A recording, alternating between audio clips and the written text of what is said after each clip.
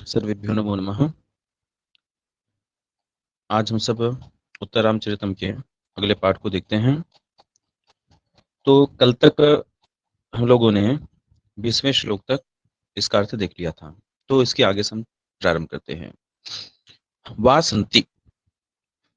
अब वासंती कहती हैं कि अत्र तावत् आसन परिग्रहं करोतु देवः। देवः, हे महाराज, अत्र यहाँ पर तावत् आसनम, आसन परिग्रहं करोतु, अब यहाँ पर आसन ग्रहण करिए। महाराज यहाँ आसन ग्रहण कीजिए। एतत्तु देवस्य आश्रमम, यह तो देव का आश्रम है। देवस्य से क्या लेना है? आपका ही आश्रम है। ठीक, एतत्तु देवस्य आश्रमम, यह आपका ही आश्रम है। रामः उपविशति, राम बैठते हैं। इसके पश्चात वासंती, वासंती कहती है, वासंती अब एक स्थान दिखा रही है भगवान श्री रामचंद्र जी को। क्या कहती है उस स्थान को दिखाते हुए? कहती हैं कि नीरंध्र बाल कदली वन मध्यवर्ती कांता सखस्य शयनीय शिलातलन्ते अत्र स्थिता तृणमदा वनगोचरेभ्यो वनगोचरेभ्यः सीता ततो हरिणकैर्न विमुच्यते स्म। अब यहाँ पर कह रहे हैं शिलातलम, शयनीय शिलातलम, ते शयनीय शिलातलम, यह आपका शयनीय शिलातल है। ठीक, यहाँ पर अस्ति नहीं है लेकिन हम अपने आप लाएंगे। शयनीय शिलातलम अस्ति, शयनीय मतलब कि सोने के लिए, जहां आप शयन करते थे ऐसे शयन करने के लिए शिलातल है, शिला का खंड है। किसका है? तो ते, आपका। ते यहाँ षष्ठी एकवचन तव के अर्थ में है, तो तव से किसका बोध होगा? राम जी का। राम जी से कह रही हैं तो ते शयनी शिलातलम अस्ति, यह आपके शयन करने का शिलातल है। और कैसे आप हैं? कांता सखस्य, ये आज के बारे में नहीं कह रही है, कांता सखस्य। ठीक, कांता सखस्य कैसे बना? कांतायाः सखा इति कांता सखः। ठीक है, जो कांता के सखा हुआ करते थे। कांता के सखा अभी कहाँ हैं? वो उस समय थे जब पंचवटी में सीता जी के साथ रहते थे। तो कांता सखस्य, कांता के जो सखा हैं, अर्थात सीता के मित्र, अर्थात सीता सहित राम। ठीक है, तो सीता सहित राम आपका यह शयनीय शिलातल है, शयन करने का शिलातल है। कैसा शिलातल है? कीदृशम शिलातलम अस्ति तर्हि नीरंध्र बाल कदली वन मध्यवर्ती, वह शिलातल है कहाँ? नीरंध्र, नीरंध्र मतलब कि अत्यंत घने, रंध्र मतलब कि जहां पर रंध्र हो, छेद हो, जहां पर अवकाश हो, स्थान हो। लेकिन कैसा है? निरंध्र, बिना रंध्र के है, अर्थात बिल्कुल भी अवकाश नहीं है। ऐसे, ऐसा क्या है? बाल कदली वन, छोटे छोटे कदली, कदली वृक्ष का वन, केले का वन, उसके मध्यवर्ती, उसके मध्य में विद्यमान है क्या? शयनीय शिलातल। तो शयनीय शिलातल का यह विशेषण होगा निरंध्र बाल कदली वन मध्यवर्ती। ठीक है, तो हम लगातार देखते हैं कि कांता सखस्यते, कांता के सखा अर्थात पिया सीता सहित यह ते आपका नीरंध्र बाल कदली वन मध्यवर्ती, घने जो बाल कदली है, सुकुमार कदली वन है, उसके मध्यवर्ती, मध्य में विद्यमान शयनीय शिलातलम अस्ति, अपने आप हम लगाएंगे, यह शयन करने का शिलातल है। अत्र, अत्र यहाँ पर, अत्र कुत्र? यहाँ कहाँ पर? शयनीय शिलातले। अत्र से हमको क्या लेना है? इस शयनीय शिलातल पर स्थित हो करके सीता अदात, सीता ने दिया। ठीक है, अदात दा धातु का लुंग लकार प्रथम पुरुष एकवचन का रूप है अदात, यह भी भूतकाल अर्थ में होता है। तो सीता अदात, सीता ने दिया। क्या दिया? तृणम अदात, सीता ने तृण दिया, घास दिया। किसको दिया? वन गोचरेभ्य, जिसको देना है उसमें चतुर्थी हो गई। तो वन गोचरेभ्य, वन में जो गोच रहने वाले हैं, वन में जो विचरण करने वाले हैं, ऐसे वन गोचरेभ्य सीता तृणम अदात, वन में रहने वाले वन गोचरों को क्या किया? सीता ने तिनका दिया। कहाँ दिया? अत्र स्थिता, यहाँ पर शयनीय शिलातल पर स्थित होकर के। जो शयनीय शिलातल था, जो पत्थर था, पत्थर का जो खंड वहां पर रखा था, उस पत्थर के खंड पर बैठ करके सीता क्या करती थी? उस पर स्थित होकर के, बैठ करके सीता वन में विचरण करने वाले जो जीव, जो पशु हैं, उनको, जो मृग इत्यादि हैं, हरिण हैं, उनको तृणम अदात, तिनका देती थी। इसलिए हरिण कई ही न विमुच्यते स्म, हरिण कई ही, जो हरिण हैं उनके द्वारा हरिण कई तृतीयांत, तो विमुच्यते यहाँ पर एक प्रत्यांत हो गया, तो ये यहाँ पर क्या हो गया? कर्मण प्रयोग होगा। तो हरिण कई ही न विमुच्यते, जो हरिण हैं, जो मृग हैं, उनके द्वारा यह छोड़ा नहीं जाता था, मुक्त नहीं किया जाता था। ठीक, पुनः एक बार हम देखेंगे। कांता सकस्यते, प्रिया के सहित आपका, कांता के सखा हैं जो, प्रिया के सखा हैं जो, ऐसे आपका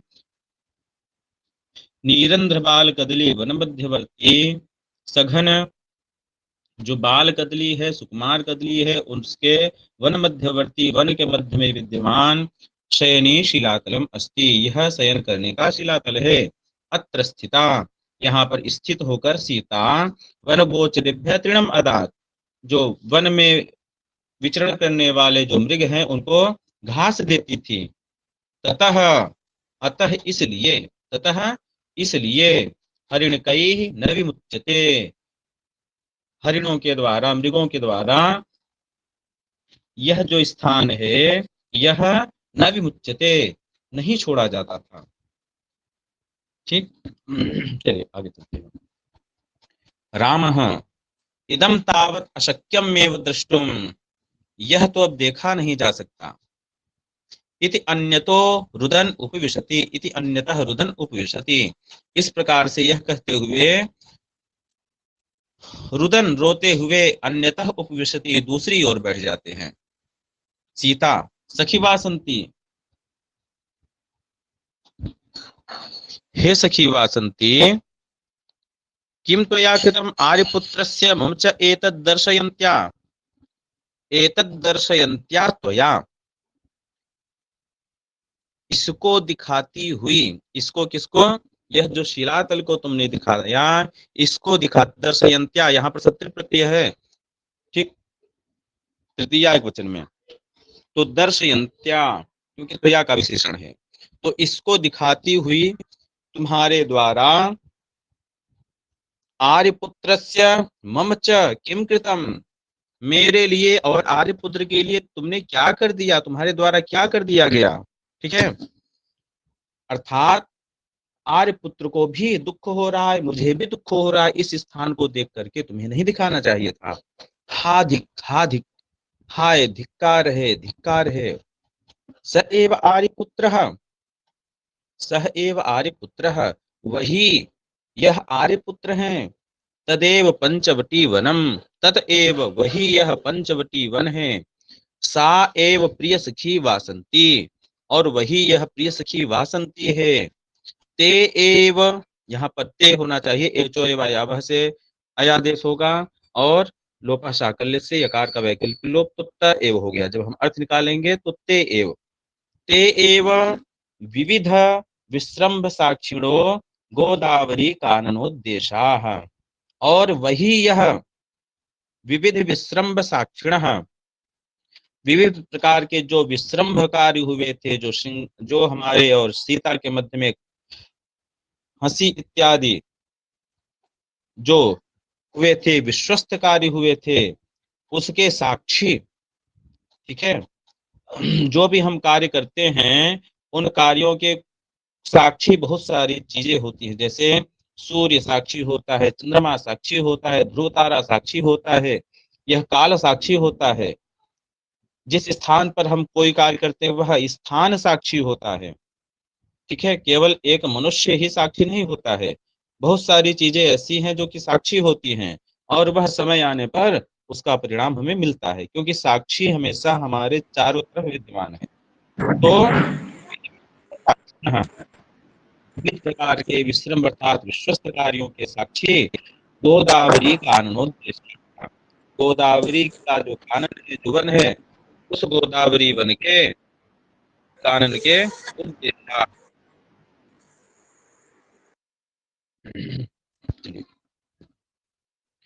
तो वही गोदावरी के वन के प्रदेश हैं, गोदावरी के वन प्रदेश हैं। त एव यहाँ प्रत्यय एव होगा। ते एव जात निर्विशेषाः, मृग पक्ष निर्विशेषा होगा, विसर्ग, विसर्ग का क्या होगा, निर्विशेषास, जस आएगा, अस हो जाएगा, निर्विशेषास हो जाएगा, सकार का भो भगो घो पुरुष योज से यकारादेश, यकार का हलि सर्वेशाम से लो।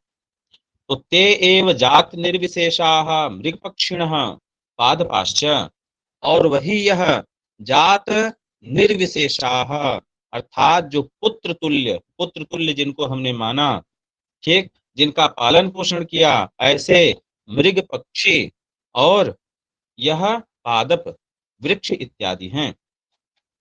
मम पुनर्मंद भाग्यायाः दृश्यमानम अपि सर्वम एव एतन्नास्ति। और लेकिन मुझ पुनर्मंद भागनी के लिए मैं इतनी मंद भागिनी हूँ, दुर्भागिनी हूँ कि दृश्यमानम अपि सर्वम एतन नास्ति, दिखाई देते हुए भी यह सब नहीं है। अर्थात मैं इनका अनुभव नहीं कर सकती हूँ, न इनसे बात कर सकती हूँ, न इनको छू सकती हूँ, कुछ नहीं कर सकती हूँ।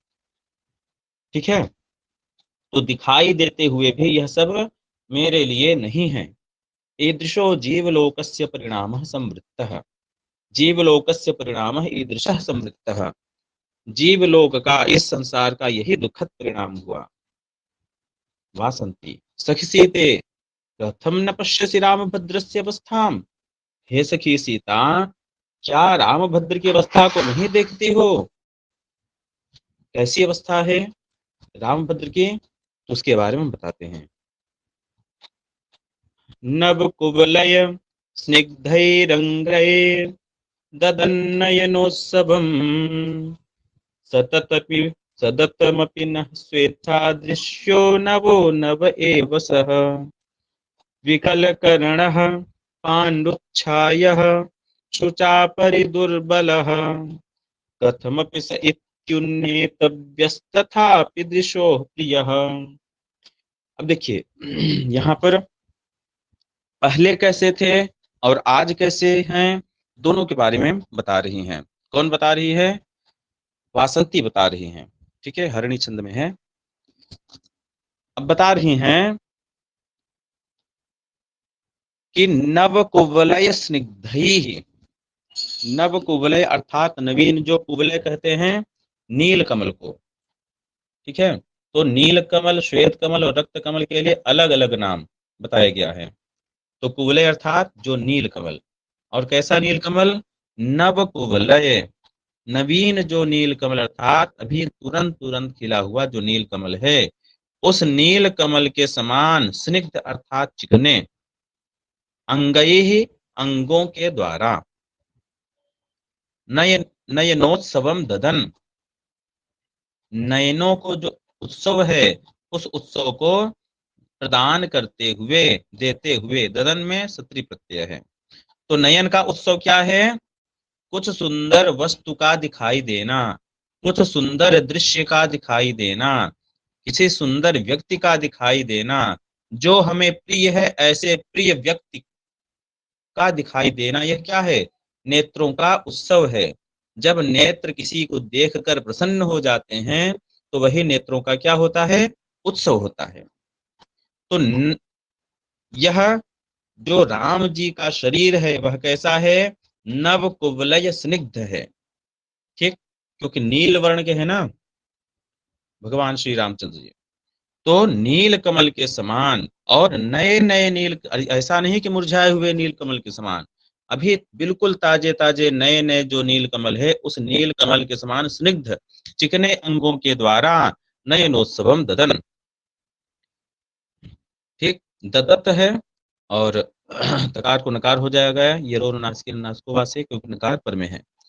तो नयनोत्सवम ददत, नेत्रों को आनंदित करते हुए, सततम अपि, निरंतर ही, अर्थात हमेशा, नह, हमारे लिए, स्वेच्छा दृश्य, स्वेच्छा दृश्य थे, अर्थात जब हमारी इच्छा होती थी तब दिखते थे। ऐसा नहीं है कि कोई टाइमिंग फिक्स थी, 8 बजे ड्यूटी चले गए, 4 बजे आते हैं तो 8 से 4 नहीं दिखेंगे, ऐसा नहीं था। स्वेच्छा दृश्य, जब हमारी इच्छा होती तब उनको हम देख सकते थे। फिर भी सह नवह नवह एव, वह हमेशा नए नए ही लगते थे। तो यहाँ पर विशेष बात क्या है? विशेष बात यह है कि जो स्वेच्छा दृश्य होता है वह हमेशा सुंदर लगने वाला नहीं है। ठीक है, कोई वस्तु जब हमारी स्वेच्छा पर निर्भर हो जाती है कि जब हमें मिल जाए तब वह हमारे लिए उपलब्ध रहे, तो उसकी जो महत्ता है वह हमारे लिए घट जाती है। ठीक है, वह फिर हमारे लिए महत्वहीन हो जाती है। ऐसे ही कोई दृश्य जब हमें यह छूट हो जाए कि जब हम चाहे तब देख लें, तो एक बार देखेंगे, 2 बार देखेंगे, 4 बार देखेंगे, लेकिन एक समय ऐसा आएगा जबकि उसको देखने की इच्छा नहीं होगी। तो स्वेच्छा दृश्य हैं, लेकिन फिर भी नयनोत्सवम ददत, हमारे नेत्रों को उत्सव दे रहे हैं, हमारे नेत्रों को हमेशा प्रसन्नता दे रहे हैं। और एक विशेष बात और, नवो नव एव सह, वह प्रसन्नता क्यों हो रही है? पुरानी वस्तु के प्रति प्रसन्नता नहीं होती है। प्रसन्नता क्यों हो रही है? नवो नव एव सह, नवह नवह एव सह, तो वो हमेशा हमारे लिए कि कैसे लगते थे? हमेशा नवीन ही लगते थे। जब भी हम देखते उनमें कुछ न कुछ नया ही दिखता, इसलिए नयनोत्सवम ददन, हमारे नेत्रों को क्या करते थे? उत्सव प्रदान करते थे, आनंद प्रदान करते थे। परंतु अब कैसे हो गए हैं उसके बारे में बता रहे हैं। अधुना, इस समय कैसे हैं? शुचा विकल कर्ण, शोक के कारण, तृतीय पंक्ति में है शुचा, शुचा शोक के कारण, तृतीया है ना, तो शोक के कारण, परिदुर्बल विकल कर्ण, शुचा विकल कर्ण, शोक के कारण विकल कर्ण वाले हो गए हैं। कर्ण किसे कहते हैं? तो सांख्य कारिका में आपने पढ़ा होगा, त्रयोदश कर्ण, 13 कर्ण होते हैं। कौन कौन से? पंच ज्ञानेन्द्रिय, पंच कर्मेंद्रिय, मन, बुद्धि और अहंकार। तो जिनके कर्ण विकल हो गए हैं, कर्ण से हम ज्ञान इंद्रियों को भी लेते हैं, और 13 सांख्य कारिका में बताए गए कर्णों को भी हम ले सकते हैं। जो विकल कर्ण वाले हो गए हैं, क्षीण इंद्रियों वाले हो गए हैं, क्या कारण है? शुचा, शोक के कारण जो क्षीण इंद्रियों वाले हो गए हैं। और कैसे हो गए हैं? पांडुच्छाय, ये सब राम जी के बारे में बता रहे हैं। पांडुच्छाय, उनकी जो छाया है पीली पड़ गई है, पीत वर्ण के हो गए हैं। जब व्यक्ति कमजोर होता है तो उसका शरीर पीत वर्ण का हो जाता है, और जब व्यक्ति कमजोर होता है, जब शोक से अधिक व्याप्त हो जाता है, तो उसके कर्ण कार्य करना बंद कर देते हैं। शब्द आते हुए भी कानों में नहीं सुनाई देते हैं, देखते हुए भी दृष्टि तो पड़ रही है विषय पर, लेकिन दृष्टि का जो कार्य है उस वस्तु संबंधी ज्ञान को बुद्धि तक पहुंचाना वह नहीं हो रहा है। ठीक, मन जो है एक जगह स्थिर नहीं हो रहा है, मन कभी कहीं बुद्धि कार्य नहीं दे रही, तो विकल कर्ण है। और पांडुच्छाया, जो छाया है उनकी वह कैसी हो गई है, पीली हो गई है। और कैसे हो गए हैं, परिदुर्बल, अत्यंत, परि मतलब चारों ओर से कोई भी ऐसा दृश्य नहीं है जो कि दुर्बल न हुआ हो, कोई ऐसा अंग नहीं है। तो परिदुर्बल, अत्यंत क्षीण हो गए हैं, अत्यंत दुर्बल हो गए हैं, अत्यंत कृश हो गए हैं। फिर भी सह इति कथमपि, वह किसी प्रकार से उन्नेतव्यः, वह किसी प्रकार से उन्नेतव्यः, पहचाने जाते हैं, अर्थात अनुमान किया जाता है। जब राम जी का शब्द सुनाई देता है तो सीता जी कहती है ना कि उनके गंभीर आवाज के कारण मैं पहचान पा रही हूं कि यह राम जी हैं, बिना देखे उन्होंने बता दिया। तो सह इति कथमपि उन्नेतव्यः, वह राम जी हैं, यह यही राम हैं, ऐसा किसी प्रकार से पहचान में आता है, किसी प्रकार से यह पहचाने जाते हैं कि यह राम जी हैं, क्योंकि उनको देख करके कोई नहीं कह सकता कि यह राम जी हैं, क्योंकि पहले हृष्ट पुष्ट हुआ करते थे और आज बिल्कुल दुर्बल हो गए हैं। फिर भी दृशोह प्रिय, वह दृष्टि को प्रिय लग रहे हैं। ऐसा नहीं है कि पहले जो हृष्ट पुष्ट व्यक्ति है दुर्बल हो जाने पर वह हमें अच्छा नहीं लगता है, लेकिन यह राम जी के ऊपर क्या हो रहा है, फिर भी दृशोह प्रिय, वह दृष्टि को प्रिय लग रहे हैं, अच्छे लग रहे हैं, सुंदर लग रहे हैं। पुनः एक बार हम देखते हैं, नवकुवलय स्निग्धैः अंगैः, नवीन नीलकमल के समान चिकने अंग वाले और उन अंगों के द्वारा नयनोत्सवम ददन, हमारे नेत्रों को आनंद प्रदान करते हुए, हमारे नेत्रों को उत्सव प्रदान करते हुए, सततम अपि नः स्वेच्छा दृश्य, निरंतर ही वह हमारे लिए स्वेच्छा दृश्य थे, सुलभ थे। फिर भी नवो नव एव सह, फिर भी सह नवः नव एव, वह हमेशा नए नए ही लगते थे। और आज क्या है, शुचा, शोक के कारण, शोक कौन सा है, प्रिया का वियोग, वो भी निर्दोष प्रिया का वियोग। तो इस शोक के कारण कैसे हैं, विकल करणः, क्षीण इंद्रियों वाले हैं। और पांडुच्छायः, पीली छाया हो गई जिसके, पीत वर्ण वाले हो गए हैं जो। और परिदुर्बल, अत्यंत दुर्बल हो गए, अत्यंत कृश हो गए हैं जो। सह इति कथमपि उन्नेतव्यः, यह राम ही हैं, ऐसा बड़ी कठिनाई से किसी प्रकार से जाना जाता है, फिर भी दृशोह प्रियः, वह दृष्टि को प्रिय लग रहे हैं। ठीक, यहाँ पर उपमा अलंकार होगा। नवकुवलय स्निग्धैः अंगैः, यहाँ पर उपमा अलंकार हम लगा सकते हैं। चलिए आगे चलते हैं।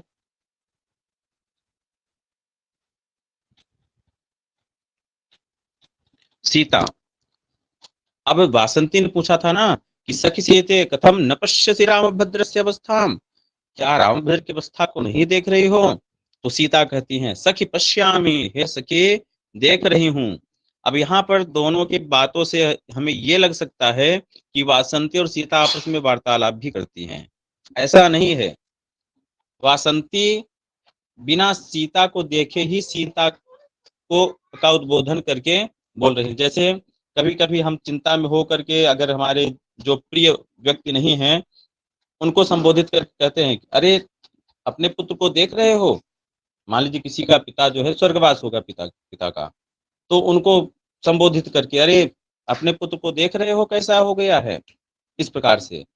तो सीता जी को संबोधित करके वासंती कह रही हैं, किसक सीते कथम न पश्यसि रामभद्र अवस्थाम, क्या रामभद्र की अवस्था को आप नहीं देख रही हैं। तो सीता कह रही हैं, सखी पश्यामि, हे सखी देख रही हूं, तमसा पश्य प्रियम भूयः, अरे अपने प्रिय को फिर से देखो। तमसा सीता से कह रही है राम जी को देखने के लिए, अरे अपने प्रिय को फिर से देखो। सीता, हा दैव, हे देव, एष मया विना अहमपि एतेन विना इत केन संभावितम आसीत्। हे विधाता, हे देव, यह मेरे बिना और अहमपि एतेन बिना, और मैं भी इनके बिना रहूंगी। इत केन संभावितम आसीत्, यह किसने सोचा था? किसको यह संभावना थी कि यह मेरे बिना रहेंगे और अहमपि एतेन बिना, और मैं भी इनके बिना रह पाऊंगी? कौन संभावना किया था? फिर भी तन मुहूर्त मात्रम जन्मांतरादपि दुर्लभ दर्शनम वाष्प सलिलांतरेषु पश्यामि तावत वत्सलम आर्यपुत्रम। तावत वत्सलम आर्यपुत्रम पश्यामि। वत्सल जो आर्यपुत्र हैं, उन आर्यपुत्र को मैं देखती हूँ। वत्सल अर्थात जो प्रेम से युक्त हैं, जो प्रेम करने वाले हैं, ऐसे प्रेमी आर्यपुत्र को मैं देखती हूँ। कैसे देखती हूँ? मुहूर्त मात्रम, क्षण भर के लिए देख लेती हूँ। और जन्मांतरादपि दुर्लभ दर्शनम, अनेक जन्मों में भी, जन्मांतरादपि मतलब कि अनेक जन्मों में भी, मुहूर्त मात्रम दुर्लभ लब्ध दर्शनम, मुहूर्त मात्र भी जिनका दर्शन लाभ दुर्लभ है, ऐसे वत्सलम आर्यपुत्रम पश्यामि। वत्सल जो प्रेम से युक्त जो हमारे आर्यपुत्र हैं, उनको मैं देख लूं। कब देख लूं? वाष्प सलिलांतरेषु, जो वाष्प सलिल अर्थात अश्रु में जो अंतर होता है, अर्थात इससे क्या द्योतित हो रहा है? सीता जी निरंतर अश्रुपात कर रही हैं, सीता जी निरंतर रोए जा रही हैं। तो निरंतर रोने में क्या हो रहा है? जो अश्रुपात है वह निरंतर चल रहा है, और जो अश्रु की बूंदें होती हैं, एक बूंद आती है, वह बूंद दृष्टि को बाध देती है, दृष्टि में भर जाती है तो कुछ दिखाई नहीं देता। वह अश्रु जब नीचे बहता है तो दृष्टि से थोड़ी सी दिखाई देती है, पुनः दूसरा अश्रु आ जाता है। तो एक अश्रु की बूंद गिरने और दूसरे अश्रु की बूंद के आने के मध्य में जो थोड़ा सा समय मिल रहा है, उस समय के मध्य में बाष्प सलिल अंतरेशु, ठीक, अंतरांतरेण युक्ते हमने पढ़ा है ना, अंतरा और अंतर की योग में, ठीक। तो गंगा यमुनयोः अंतरा प्रयाग अस्ति, गंगा और यमुना के मध्य में क्या है? प्रयाग है। तो मध्य, अंतरा मतलब कि मध्य में। तो बाष्प सलिल के मध्य में जो एक अश्रु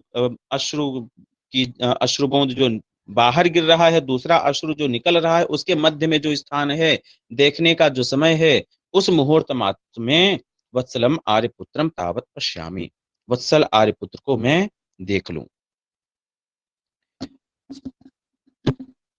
इति पश्यन्ति स्थिता, इस प्रकार से देखती हुई वह खड़ी रहती है। तमसा परिष्वज्य, तमसा उनको गले लगा करके, किनको? सीता जी को। साश्रम अश्रु के साथ क्या कहती हैं? तो अब बता रही हैं। विलुलितमतिपूरैर् बाष्पमानन्दशोक प्रभवमवसृजन्ति पक्ष्मलोत्तानदीर्घा स्नपयति हृदयेशम् स्नेहनिष्यन्दिनी ते धवलमधुरमुग्धा दुग्धकुल्येव दृष्टिः। अब तमसा जी कह रही हैं कि यहाँ पर जो मुख्य क्रिया है हमारा है स्नपयति, स्नपयति अर्थात स्नान करवा रही है। यहाँ पर ऋजंत प्रयोग है, नहीं तो स्नाति बनता है। स्ना धातु का जब रूप चलेंगे तो स्नाति, यहाँ पर ऋच का प्रयोग करेंगे तो पुक्कागम हो जाता है, तो रूप क्या बनता है, स्नपयति अर्थात स्नान करवा रही है। कौन स्नान करवा रही है, तो प्रथमांत हम देखेंगे तो स्नपयति, कह स्नपयति, दृष्टि ही, दृष्टि स्नान करवा रही है। कम स्नपयति, किसको स्नान करवा रही है, हृदयेशम, अपने हृदय के ईश्वर को, अपने हृदयेश को जो दृष्टि है वह स्नान करवा रही है, अपने हृदयेश्वर को स्नान करवा रही। किसकी दृष्टि स्नान करवा रही है, ते दृष्टि ही, तुम्हारी जो दृष्टि है अर्थात सीता की दृष्टि, हृदयेशम रामम, हृदयेश हृदयेश्वर जो राम हैं उनको स्नपयति स्नान करवा रही है। अब कैसी दृष्टि है, अब दृष्टि के कुछ विशेषण है यहाँ पर। क्या विशेषण है, तो पहला विशेषण है अवसृजंती, दूसरा विशेषण है पक्षमलोत्तान दीर्घा, और तीसरा विशेषण है स्नेह निस्यंदिनी,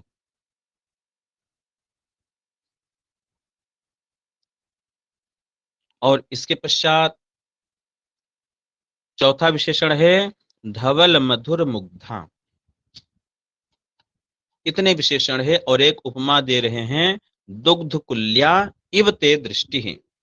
तो यहाँ पर दृष्टि के ही सारे विशेषण हैं। मुख्य जो हमारा वाक्य है, ते दृष्टि हृदयेशम स्नपयति, जो मुख्य वाक्य है वो यही है, ते दृष्टि हृदयेशम स्नपयति, तुम्हारी जो दृष्टि है वह अपने हृदयेश्वर को स्नान करवा रही है।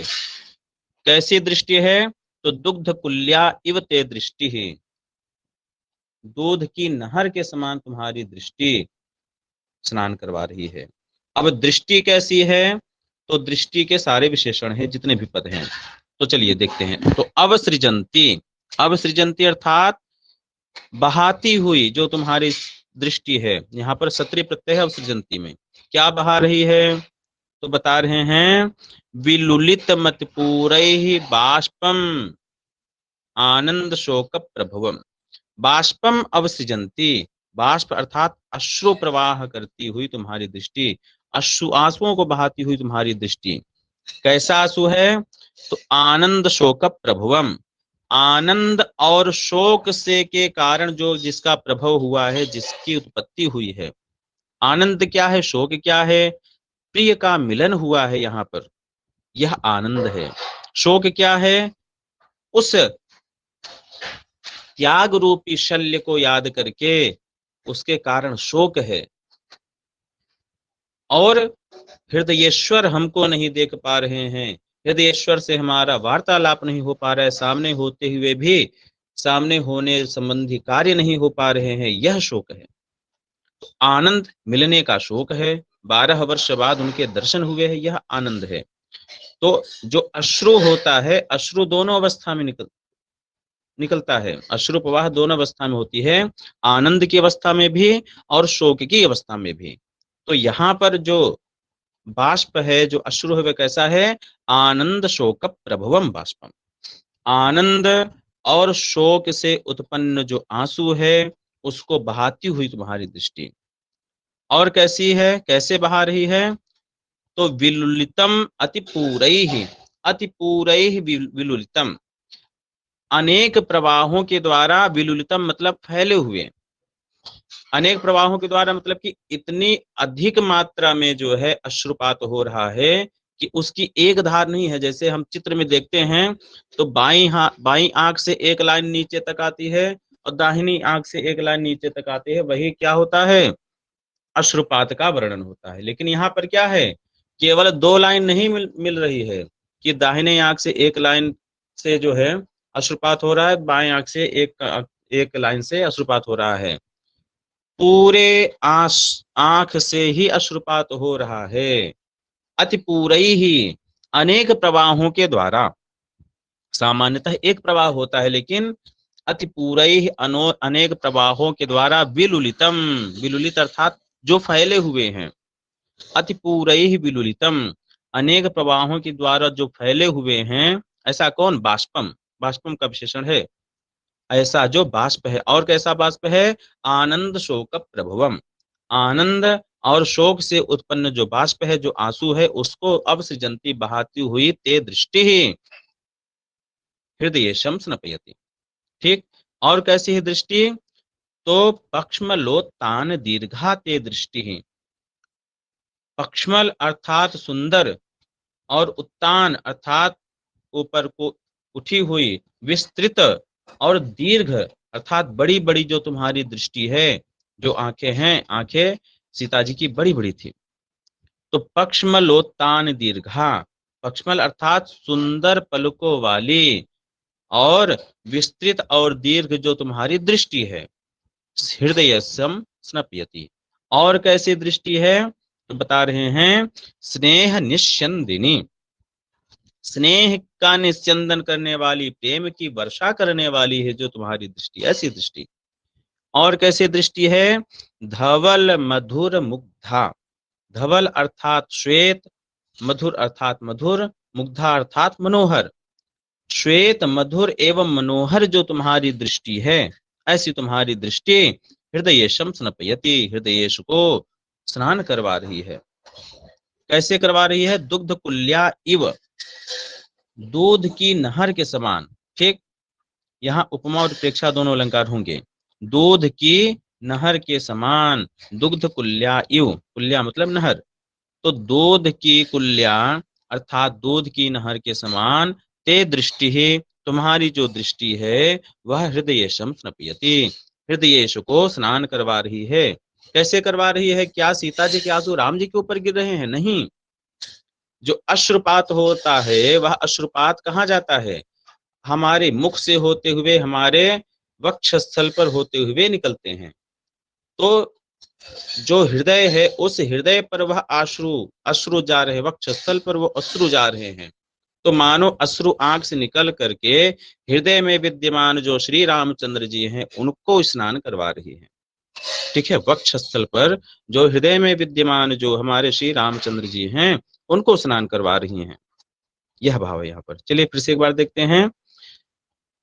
तो अन्वय से, अति पूरैः विलुलितम, अनेक प्रवाहों के द्वारा जो विलुलित है, जो फैले हुए हैं, और आनंद शोक प्रभुवम, आनंद और शोक से जो उत्पन्न है, ऐसे बाष्पम, ऐसे आंसुओं को अवसृजंती बहाती हुई, पक्ष्मलोत्तान दीर्घा, सुंदर पलकों वाली और विस्तृत और दीर्घ जो तुम्हारी दृष्टि है, स्नेह निस्यंदिनी, स्नेह की वर्षा करने वाली, प्रेम की वर्षा करने वाली जो तुम्हारी दृष्टि है, धवल मधुर मुग्धा, श्वेत मधुर और मनोहर जो तुम्हारी दृष्टि है, दुग्ध कुल्या इव, दूध की नहर की तरह, हृदय स्नपयति, अपने हृदयेश्वर को स्नान कराती है। यहाँ पर इव के द्वारा उपमा अलंकार का वर्णन किया गया, यहाँ पर इव के द्वारा उपमा अलंकार है, और स्नपयति में उत्प्रेक्षा सूचक है, स्नपयति में मानव स्नान करवा रही है, ऐसा। ठीक है, तो ठीक है, आज इतना ही रखते हैं। कोई प्रश्न यदि किसी का हो तो भी पूछ सकते हैं।